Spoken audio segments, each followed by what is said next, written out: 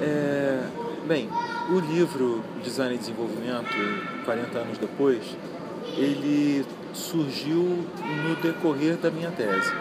A ideia de se fazer alguma coisa que resgatasse é, algumas partes da história do design que ficaram esquecidas, na verdade ficaram ocultadas do público em geral desde os anos 70. Especialmente esses dois documentos que eu mencionei na apresentação, na palestra, que são documentos que surgem a partir de uma interação entre o ICSID e a UNIDO, a Organização das Nações Unidas para o Desenvolvimento Industrial. São documentos voltados à formulação de políticas de design em países periféricos, e esses documentos, o primeiro deles foi desenvolvido pelo professor Gibbon Sipe, a pedido do ICSID, e é um documento bastante extenso, bem interessante, e que depois é de 1973, e que depois, em 75, o secretariado da UNIDO sumariou, né, fez um resumo desse documento, e que deveria ter sido tornado público, e por algum motivo que a gente desconhece, foram classificados como documentos reservados, e por isso eram desconhecidos da área, né? E aí eu achava muito importante que esses documentos viessem a público, assim como outras questões que eu levantei na minha tese também, como, por exemplo, o que no meu capítulo eu chamo da dialética entre o design para a necessidade e o design para o desenvolvimento, representados entre as opiniões polarizadas entre Victor Papanek e o Gibbon Sipe. O Victor Papanek defendia um design para necessidades básicas, que deveria se ater às necessidades básicas nos países periféricos, e que eu considero que se fosse adotada essa posição, essa postura, significaria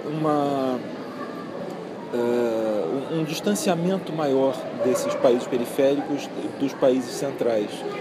porque reduziria o impacto da tecnologia, tecnologia essa que apresentava uma série de problemas de sustentabilidade, no que a postura do Papanek é uma postura interessante, mas ao mesmo tempo ela restringia o desenvolvimento desses países periféricos a essas tecnologias básicas, elementares, que eu acho extremamente negativo. O Bonsipe defende uma outra posição, de que as tecnologias mais apropriadas muitas vezes são as tecnologias de ponta e não necessariamente as tecnologias básicas ou primitivas, como defendidas pelo Papanek. E, juntando essas duas coisas, eu resolvi fazer, ainda em 2015, quando se comemora os 40 anos da edição desse documento pela UNIDO, uma publicação que trouxesse essas posições, mas não apenas as minhas posições, e sim que trouxesse posições. Inicialmente eu pensei de países dos BRICS, ou dos BICs, do Brasil, Índia, China e África do Sul, mas também juntando documentos importantes de discussão sobre esse tema do design e desenvolvimento, como é, por exemplo, esse texto do professor Victor Papanek, Victor também, mas Victor Margolin, que abre o livro, e outros, como o Alpayer, que discute isso a partir do ponto de vista da Turquia. E aí fiz contato com essas pessoas e com a UNIDO, inclusive, pedindo autorização para a publicação dos documentos, e consegui convencer esses autores todos, desses países todos. Tem representantes, como eu falei, da China, da Índia, da Turquia, da África, do Brasil, da Colômbia, dos Estados Unidos, do Margolin, e da União Europeia. para discutir o que aconteceu em termos do pensamento de design e desenvolvimento nesses últimos 40 anos. Foi uma tarefa bastante difícil, como você pode imaginar, e muito ousada, porque a gente propôs fazer isso num período de 10 meses apenas, reunir o material e lançar o livro. Teve uma parceria indispensável da editora Blucher, que acreditou nesse projeto, na ousadia desse projeto, e está aí o resultado. Eu acho que como resultado a gente tem um documento que certamente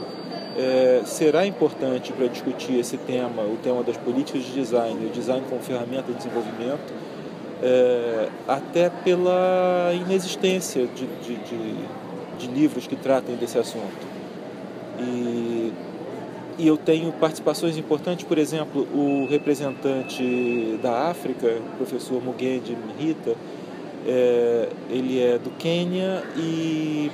trabalha atualmente numa universidade, esqueci o nome, na África do Sul. E o professor Mugendi é o atual presidente do ICSID. Então a gente traz de novo esses órgãos, essas entidades como protagonistas dessa discussão, como foram nos anos 70. E o conteúdo é extremamente interessante, especialmente pelos pontos de vista diferentes do que a gente está acostumado, como os pontos de vista trazidos pelos representantes da Índia, como a própria entrevista com o Mugendi, que dá uma perspectiva africana do design e desenvolvimento. E é isso, eu espero que esse livro tenha o impacto que nós esperamos com isso, né? Eu e o José Mauro Nunes, que organizamos o livro, estamos bastante entusiasmados com as perspectivas disso e vamos trabalhar agora para que as pessoas tomem conhecimento do que a gente está fazendo e debatam bastante isso.